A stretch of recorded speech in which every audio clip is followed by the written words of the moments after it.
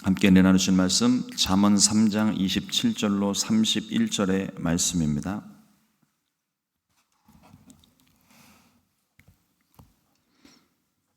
잠언 3장 27절에서 31절의 말씀 같이 한 목소리로 합독하겠습니다. 내 손이 선을 베풀 힘이 있거든 마땅히 받을 자에게 베풀기를 아끼지 말며 내게 있거든 이웃에게 이르기를 갔다가 다시 오라 내일 주겠노라 하지 말며 내 이웃이 내 곁에서 평안히 살거든 그를 해하려고 꾀하지 말며 사람이 내게 악을 행하지 아니하였거든 까닭 없이 더불어 다투지 말며 포악한 자를 부러워하지 말며 그의 어떤 행위도 따르지 말라. 아멘. 오늘 함께 봉독한 잠언 3장 27절로 31절의 말씀을 가지고 관계의 지혜라는 제목으로 함께 말씀의 은혜를 나누겠습니다. 말씀을 준비를 하면서 재미난 것이 좀 있어서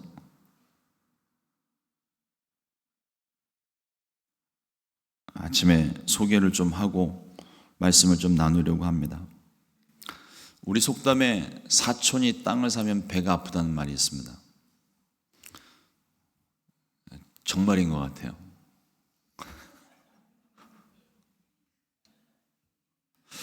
방금 전까지 배가 안 아팠는데 누가 좋은 일이 났다고 그러면 배가 아프기 시작합니다. 남이 잘 되는 꼴을 못 보고 질투하면서 시기하는 것을 이르는 말입니다. 전문 용어로 유사어로 쌤통이다, 놀부심보다 뭐 이런 표현들이 있습니다. 근데 이게 꼭 우리나라 민족성이 그래서 그런 것만은 아닌 것 같아요. 우리말 속담이지만 전 세계 어디를 가도 사람들의 심리가 다 그런 것 같습니다. 뭔가 다른 사람이 잘 되는 것 같으면 갑자기 처음에는 부러운 마음으로 시작을 하는데 그 부러운 마음이 이내 곧 배 아픔으로 다가오기 시작하고 어떻게든 좀 저걸 좀 끌어내려 볼까, 자기가 올라갈 힘은 없고 뭐 그런 생각들을 갖게 되는 것 같습니다. 전 세계 어느 민족이라도 질투심이 있기 마련인데 심리학을 보니까요, 심리학에도 이거를 빗대는 표현이 있습니다. 타인의 행복이 나의 불행이요 타인의 불행이 나의 기쁨이라는 정서가 있습니다. 근데 이거를 전문 용어로 샤덴프로이데라는 단어를 사용을 하고 있어요.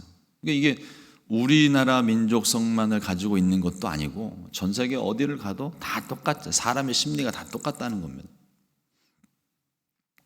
예전에 우리 미국에 오면 이제 미국에 와서 제일 감동받았던 것 중에 하나가 뭐냐면 이제 그라지 세일. 그래서 이렇게 서로 쓸만한 물건들을 공유하고 뭐 이렇게 나는 지금 사용하지 않는 걸 다른 사람이 필요한 사람들이 사용을 하고 또 필요로 하는 사람은 새 것을 사기는 아깝고 좀 싸게 내가 원하는 것을 얻을 수 있으니까 서로 좋은 일이잖아요. 그래서 저도 그라지 세일을 몇 번 개인적으로도 한두 번 정도 했었던 것 같고 교회에서 이제 또 어떤 일들이 있어서 그 그라지 세일을 몇 번을 했는데 그라지 세일을 할 때는 참 좋아요. 서로 이렇게 필요한 것들 가지고 이제 하면서 근데 그라지 세일을 하게 되면 이게 다 팔리는 게 아니잖아요. 쫙 펼쳐놓고 다 사가지고 갔는데 남는 것들을 보면은요, 제 눈을 의심할 때가 있었어요. 이걸 그라지 세일에 가지고 나왔다고? 뭐 어떤 의미인지 아실 거예요. 내가 안 쓰는 물건 다른 사람이 쓸 수 있도록 내가 가지고 온 물건이 아니라 집에서 처치곤란의 물건들을 가지고 나온 거예요. 그거는 그러니까 제가 보면서도 그 물건을 이렇게 펼쳐놓으면서도 제가 무슨 생각이 들었냐면, 야, 이거 사는 사람이 기분 되게 나쁘겠는데? 라는 생각을 한 거예요. 정말 어떤 구제와 또 어떤 좋은 의도로서 시작된 그라지 세일인데, 이게 결과를 놓고 보면은 나중에 이게 팔리지 않는 물건은요, 그라지 세일 할 때 가지고 오셨던 분들이 도로 가지고 가는 게 아니라 그냥 거기다 두는 거잖아요. 조금 과장돼서 표현하면 그냥 쓰레기인 거예요. 그래가지고 제가 나중에는 그거를 어떻게 처치를 할까 그러다가 도저히 이거는 안 되겠더라고요. 구딜이나 뭐 이런 그런 센터 같은 데가 다시 갖다 줘야 되는데, 이거는 도저히 갖다 줄 것들이 아닌 거예요. 그래서 그걸 다 분류를 해서 센터에 보낼 수 있는 것들은 다 챙겨서 보내고, 나머지는 전부 쓰레기통에 제가 넣어버렸습니다. 그것도 가지고 온 성도님도 시험 받으면 안 되니까 쓰레기차가 오는 하루 전날에 가서 다 버리고 다음날 흔적도 없이 사라지게. 이 설교를 듣고 계시지 않기를 바랍니다.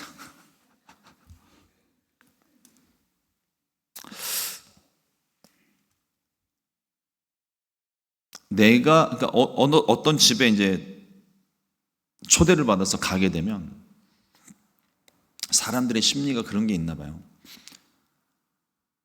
초대를 해서 누구 집에 갔는데, 이게 어떤 성도님이 저에게 해주신 말입니다.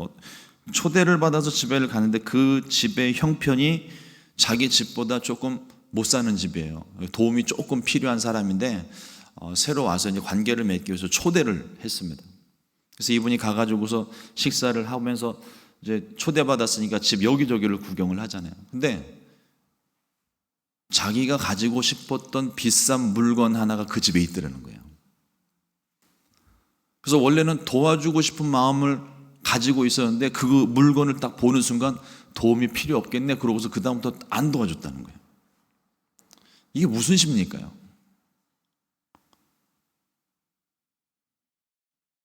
근데 자초지종을 알고 보면은요, 그 비싼 물건도 그분이 누군가의 도움을 받아서 그거를 받은 거예요. 정말 선한 마음으로 누군가 그 사용을 하라고 그걸 주어서 이분은 공짜로 받은 것인데, 그 속사정을 모르고 보는 사람은 이 사람이 돈이 있어서 그걸 샀는 줄 알아요.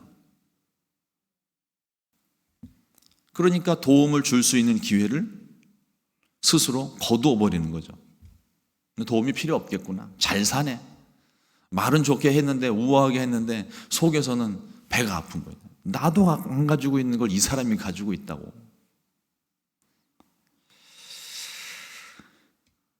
오히려 더 축복해주고 기뻐해줘야 되는 일들에 대해서 내가 그렇지 못한 상황 때문에 오히려 심기가 불편해지고 도움을 줄 수 있는 기회마저 스스로 끊어버리는 그런 모습들. 친구들과의 관계에서도 그렇습니다.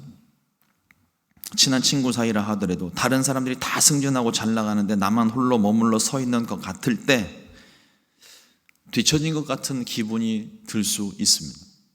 그럼 그 속에 벌써 마음 가운데 시기와 질투와 미워하는 마음들이 생겨나죠. 그런데 앞서 설명을 드린 이 사촌이 땅을 사면 배가 아프다라는 말을 조사를 하다 보니까 재미난 내용 하나가 있더라고요. 사촌이 땅을 사면 배가 아픈 현상이 우리나라 민족 정서에 안 맞는다는 거예요. 백의 민족, 선한 민족인데 어떻게 우리 한국 사람들이 이런 생각을 할 수 있을까? 그러면서 어떤 사람이 이 사촌이 땅을 사면 배가 아프다라는 말을 유래를 찾다 보니까 사촌이 땅을 사면 배가 아파야 한다는 게 원래 의미였다는 거예요. 그래서 이게 사촌이 땅을 사는데 원래 배가 아파야 된다고? 그럼 이게 무슨 얘기지? 그러고서는 찾아보니까 원래 의도는 사촌이 땅을 샀으니 축하는 해줘야 되겠는데 가진 건 없고 그래서 땅에 거름이라도 주려고 배가 아파서 변을 봐야 된다는 의미는, 뭐 그런 선한 마음이 있다고 뭐 생각을 하면서 일제 침략기 때 민족 정신 말살 정책으로 상대방을 시기하고 질투하는 민족처럼 만들기 위해 바꾼 것이라는 주장을 하는 겁니다. 그래서 누가 이 국립국어원에 이것의 유래를 한번 물어봤대요. 그랬더니 국립국어원도 자료를 다 찾아보고 난데 여기와 관련된 자료, 지금 조금 전에 얘기했던 사촌이 땅을 사면 배가 아파야 된다는 것에 대한 관련 자료를 찾을 수 없음, 이렇게 답이 온 거예요. 그러니까 이게 맞는지 틀리는지도 모르는 거죠. 뭐 조금 과하다, 과장됐다 싶을 정도로 조금 각색이 된 느낌이 없지 않아 있지만, 유래가 어떻게 되었든 이웃이 잘 되면 진심으로 축하해주고 친구가 잘 안 되면 따뜻하게 위로해 주는 것이 아름다운 모습입니다. 오늘 우리에게 주시는 이 말씀 속에 이웃들과의 관계 속에서 가져야 될 지혜의 말씀을 분명히 전하고 있습니다.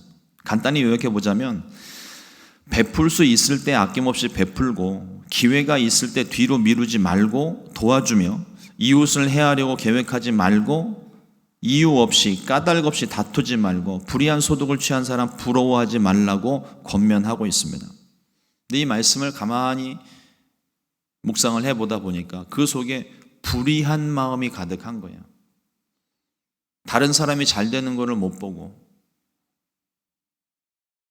또 그 속에 가난한 자들을 구제하려는 마음이 없는 거죠. 성경에서 말하는 하나님의 공의는 가난한 자를 돌보고 고아와 과부에게 돕는 손길을 펼치는 것이 공의입니다.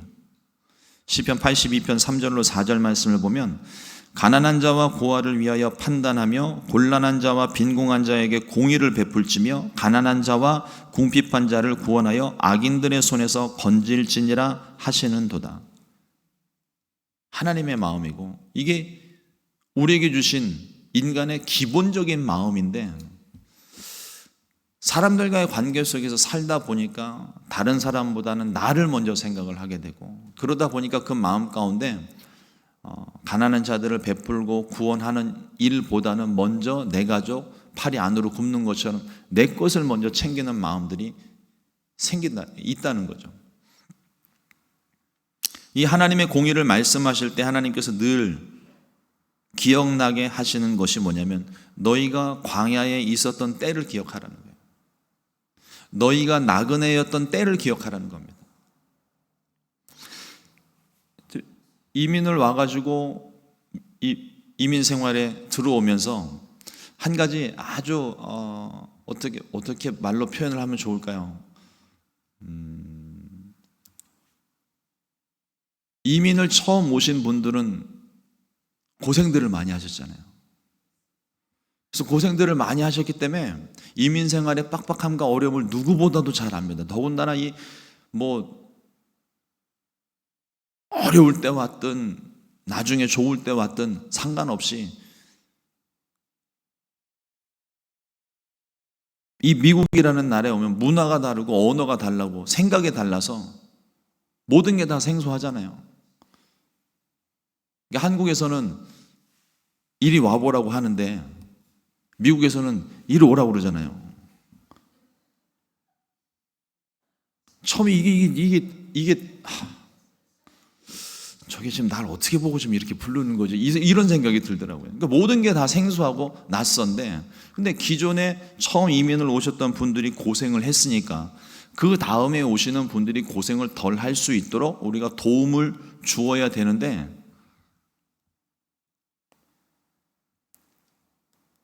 뭔가 이렇게 처음에 도움을 주다가 자기 생각대로 사람이 잘 안 움직이는 것 같으면 입버릇처럼 하시는 말씀이 하나 있더라고요.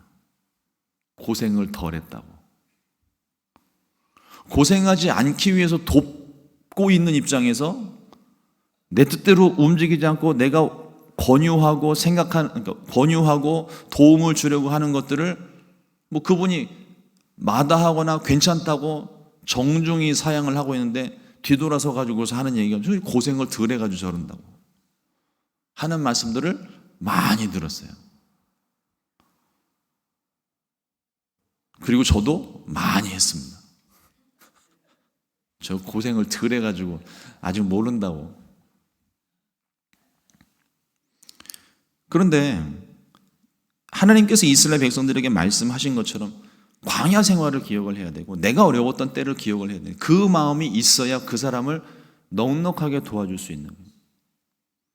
근데 우리는 이미 어려웠던 때는 지나고 이제 안정이 되고 평안하게 되니까 다른 사람의 아픔과 고통이 눈에 안 들어오는 거죠. 그리고 내가 당한 만큼 너도 당해야 된다는 거예요. 오늘 말씀 속에서 두 가지를 한번 좀 생각해 보려고 하는데요. 첫 번째, 이웃 사랑의 실천입니다. 잠언 3장 27절로 28절 말씀 다시 봅니다. 내 손이 선을 베풀 힘이 있거든 마땅히 받을 자에게 베풀기를 아끼지 말며 내게 있거든 이웃에게 이르기를 갔다가 다시 오라 내일 주겠노라 하지 말며. 선을 베풀 수 있을 때 아낌없이 베풀라는 겁니다. 할 수 없을 때는 못하겠죠. 그러나 할 수 있을 때는 아낌없이 베풀고 기회를 뒤로 미루지 말라는 거예요.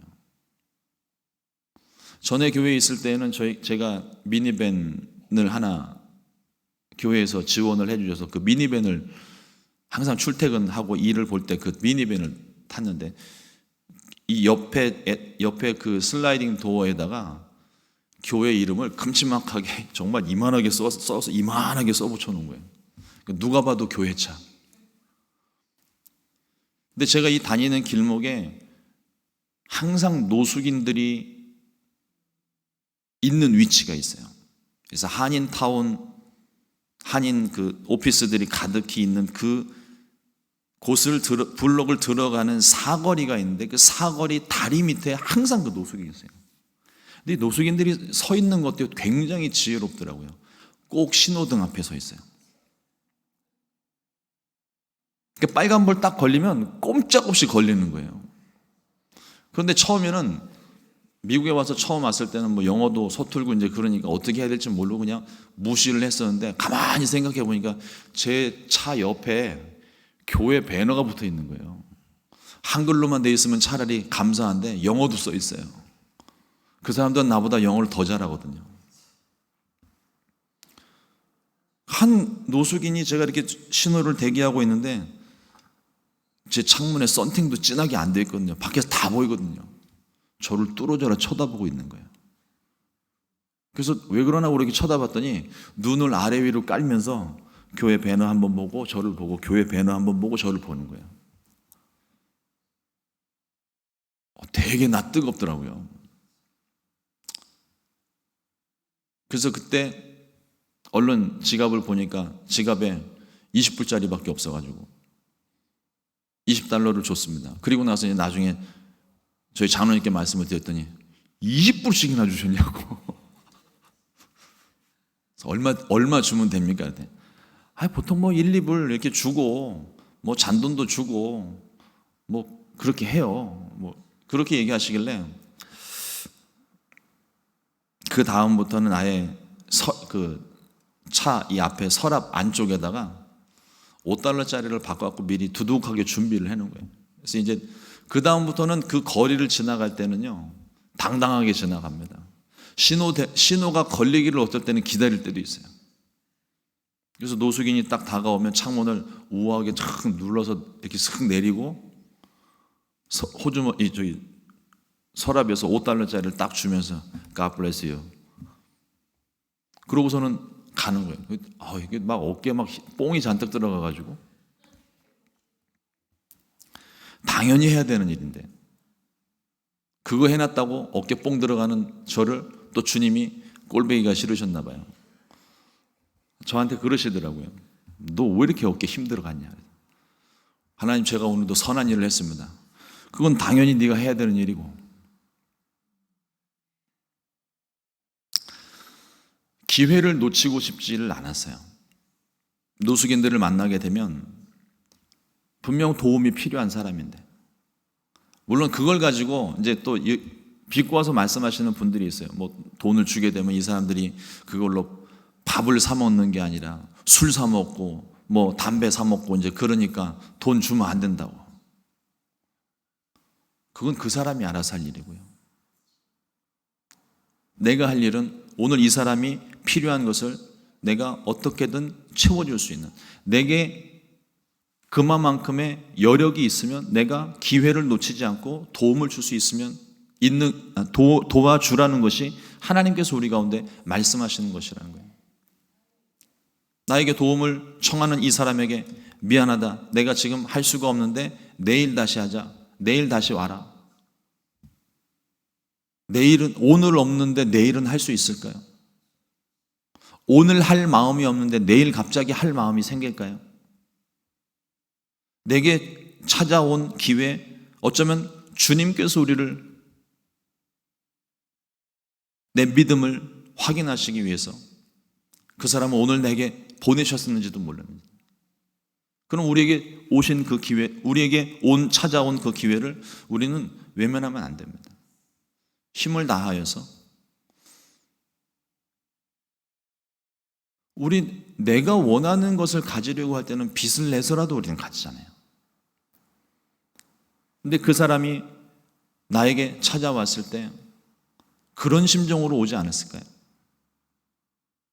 그럼 우리는 그 사람에게 큰 거 아니더라도 적어도 마음을 표현할 수 있는, 내가 할 수 있는 그 일들을 행하는 것을 주님이 기뻐하시고 그걸 공의라고 말씀하시는 거예요.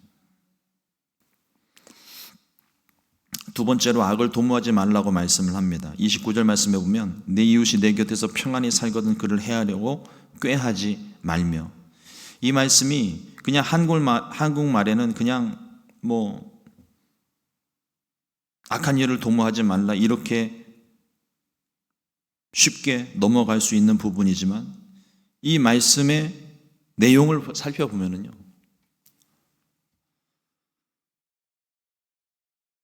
아무 이유 없이 그 다음 이어지는 말씀에도 까닭 없이 다투지 말고 하는 불의한 일을 부러워하지 말고 이런 말씀들이 있는데 다 내용들이 거의 대동소이합니다. 악한 일을 행하려고 할 때 생각 없이 계획 없이 악을 행하지 않는다는 거예요. 악한 일을 행하려고 할 때 치밀하게 계산을 합니다. 순간의 실수로 일어나는 일도 있겠지만 거의 대부분, 특히나 이 잠언 안에서 말씀하고 있는 건 악한 일을 도모하는 사람들의 모습이 나오는데, 우리가 저 피를 흘리자, 유혹하자 그러면서 미리 사전에 모의하고 사전에 작정을 하고 계획을 해서 그 악을 행하는 모습들이 잠언 여기저기에 나오거든요.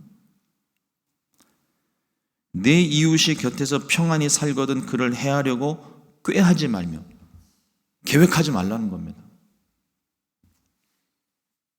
말씀 준비하다가 갑자기 옛날 생각이 났었거든요.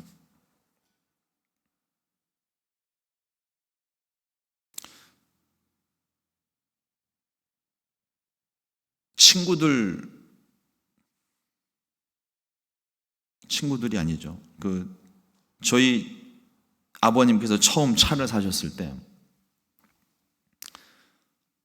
그때만 하더라도 주차 문화라는 것이 그렇게 대중적이지가 않았기 때문에 그냥 골목골목에다가 그냥 자리 비면 그냥 차 대고 하는데, 차가 점점 늘어나니까 차 댈 공간이 점점 없어지는 게, 나중에 주차 전쟁이 일어나는 거죠. 그래서 항아리를 갖다 세워놓고서 자리를 미리 맡아놓기도 하고, 자전거를 세워놓기도 하고, 그럼 또 그걸 치워서 거기다 또 대고, 항상 싸우는 거죠. 그러다 보니까 약간의 접촉사고도 나고 이제 이렇게 되는데, 그러면 제 얘기입니다. 어렸을 때 저희 아버님 차를 누가 이렇게 긁어놓고 갔어요. 근데 딱 봐도 누구 차인지 알겠어요. 누가 긁었는지를 알겠는 거예요. 아주 독특한 색깔의 차인데. 그럼 이제 학교 갔다 오면서 그 차가 있는지 없는지를 보고 호주머니에서 못을 하나 꺼내요. 그리고 옆에다 이렇게 딱 붙여요. 그리고 누가 보는 사람 없는지 얼굴을 들고 이렇게 보면서 아주 차에 가까이 붙어서 슥 지나갑니다. 한 번 갔는데 티가 안 나면 한 두 번, 세 번 가요. 해코지를 하는 거죠. 근데 그 작은 일 하나인데도, 그 작은 일도 계획을 한다는 거예요.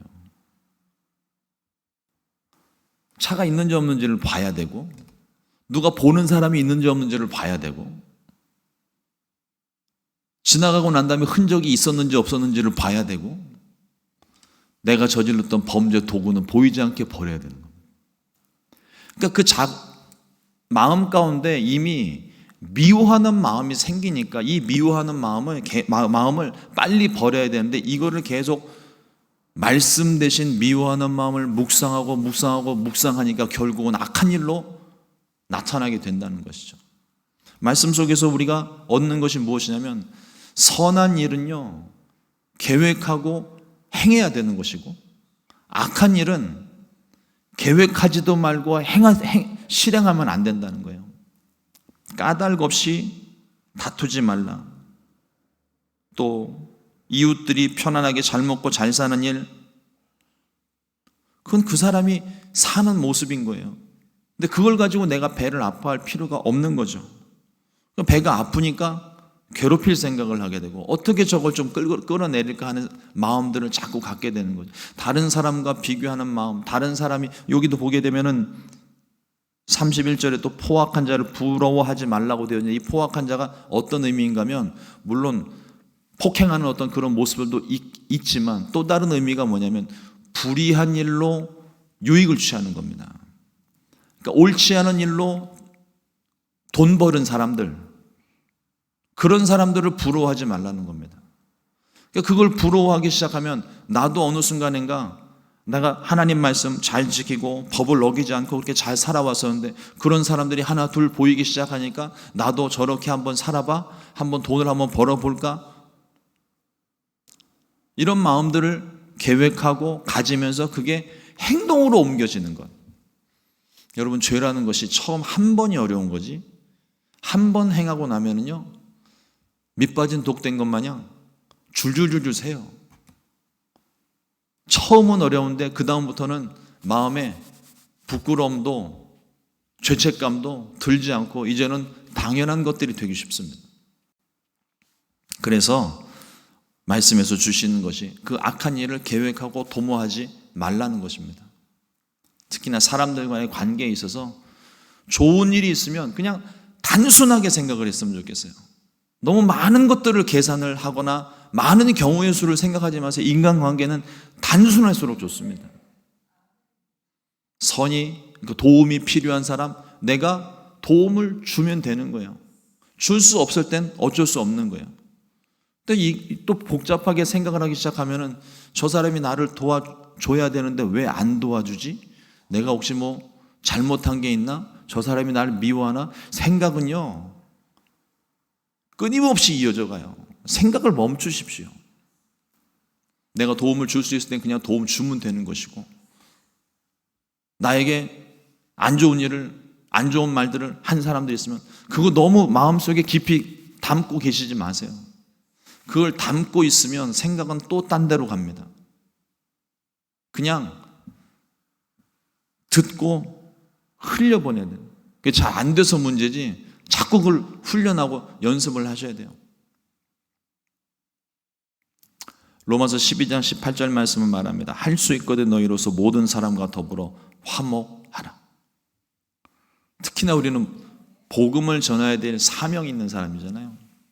예수 믿는 사람들에게 있어서도 그렇고 믿지 않는 사람들에게 복음을 전해야 되는 것이고, 우리는 또 믿는 사람들끼리는 주님이 우리에게 주신 그 말씀, 이웃을 사랑하라. 어떻게 사랑하라고 그러셨습니까? 내 몸처럼 사랑하라. 우리가 우리 몸 얼마나 끔찍하게 여겨요. 근데 나를 아끼고 사랑하는 그 마음으로 이웃들을 사랑하고 아끼라는 거예요. 그 말씀도 그냥 너무 복잡하게 이걸 어떻게 해야 될까 고민하지 마세요. 어저께 그거 생각하다가 머리에 쥐가 날 뻔했습니다. 그냥 단순하게 하시면 돼요. 단순하게. 나에게 어떻게 했든지 안 했든지 그 사람이 지금 도움이 필요하면 내가 도움 주면 되는 것이고, 도움 줄 수 없는 상황이면 그 사람을 위해서 그냥 기도하면 되는 것이고, 나에게 악을 행한 사람, 오늘 뭔가 기분 안 좋은 일이 있었나 보다. 제가 운전을 할 때 성격이 되게 급하거든요. 그래서 누가 와가지고 저보다 빠른 속도로 이렇게 훅 지나가거나 훅 와서 제 앞을 끼어들려고 할 때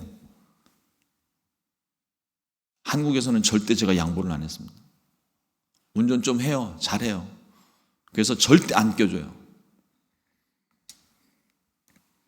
특히나 이제 하이웨이를 달리고 있을 때 보면은 속도 경쟁이 붙잖아요. 이게 남자들의 자존심 같은 건데 속도 경쟁이 붙으면 지고 싶지 않은 거예요. 같이 막 밟다가 위험한 일들을 당할 때도 있고. 그런데 그게 어느 순간에 다 의미 없는 일들이 돼버리더라고요. 그 젊은이 혈기에 제가 그랬던 거예요. 아무리 하이웨이에서 속도를 내도요 100마일, 200마일 뭐 이상 속도 차이가 나지 않는 이상 거의 도착 지점에서는요 1, 20분 내외예요. 많아야 30분. 그 정도 차인데 나를 훅 지나가는 그 차가 분명히 저 앞에 신호등에 걸려 있거든요. 내가 조급해야 할 필요가 하나도 없어요. 괜히 옆차가 조급하니까 나도 조급해지고. 편안하게 생각하십시오. 그리고 너무 많은 생각하지 마세요. 그냥 오늘 내게 주신 말씀, 그 말씀에 감사하고 그 말씀대로 살면 된다는 것이 주님이 저에게 주신 말씀입니다. 오늘 많은 분들을 만나시게 될 거예요. 그 많은 분들에게 내가 어떤 도움을 줄 수 있을까? 마음에 내가 이걸 해야 되는 거 아닌가 생각났을 때는요 뒤로 미루지 말고 바로 하세요. 뒤로 미루면 까먹습니다. 기회 없어요. 오늘 내게 주시는 기회 잘 살려서 공의를 실천하고 이웃을 사랑하고 악한 일은 과감하게 버리는, 그래서 모든 관계가 회복되는 날 되시기를 주님의 이름으로 축복합니다. 기도하겠습니다. 하나님, 오늘도 주의 말씀 우리 가운데 허락하여 주신 것 감사합니다. 하나님 말씀을 통하여서 다시 한번 우리 자신을 돌아봅니다. 부족하고 연약하고 미련한 우리들의 모습, 하나님 말씀을 통하여서 하나하나 변화되고 새롭게 되기를 원합니다. 오늘 내게 주신 이 말씀, 하나님 오늘 내가 실천할 수 있게 도와주시고 내게 주신 기회를 통하여서 이웃을 사랑하고 하나님의 공의를 실천할 수 있는 복된 삶이 되도록 역사하여 주시옵소서. 불편하고 어그러진 모든 관계들도 하나님 지혜 주셔서 잘 해결할 수 있게 도와주시고 관계가 회복될 수 있게 도와주시고, 그래서 우리 모두가 편안하고 행복한 하루하루를 맞이할 수 있게 은혜 베풀어 주시옵소서. 이 새벽에 주님 앞에 가지고 나온 모든 기도의 제목들 속에도 하나님께서 응답하여 주시고 오늘 내게 주신 그 말씀 실천할 수 있는 믿음과 용기도 허락하여 주시옵소서. 귀하신 예수님의 이름으로 기도드렸습니다. 아멘. 주님과